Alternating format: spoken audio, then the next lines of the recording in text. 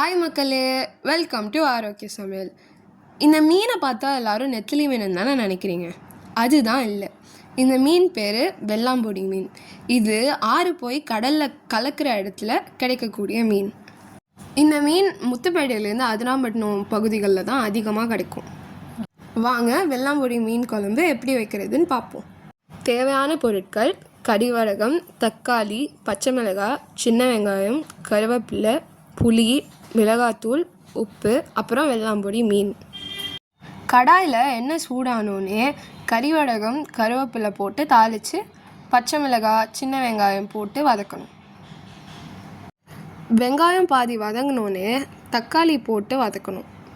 அப்புறம் புளி, மிளகாத்தூள், உப்பு போட்டு கரைச்சிட்டு அதை கடாயில் சேர்த்துக்கணும்.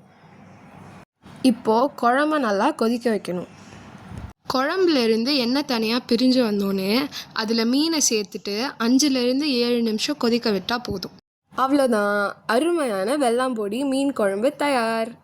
இப்போது வெள்ளாம்பொடி மீனோட பெனிஃபிட்ஸ் பார்த்துடலாமா? இந்த மீன் ரொம்ப ஹெல்த்தியான மீன். இதோட ப்ரைஸும் ரீசனபிளாக தான் இருக்கும். இதில் protein and omega 3 fatty acids இருக்கிறதுனால ஹார்ட் பேஷண்ட் நிறையவே எடுத்துக்கலாம். இன்னொரு ஹெல்த்தியான ரெசிபியோடு உங்களை சந்திக்கிறேன். Tata, bye bye.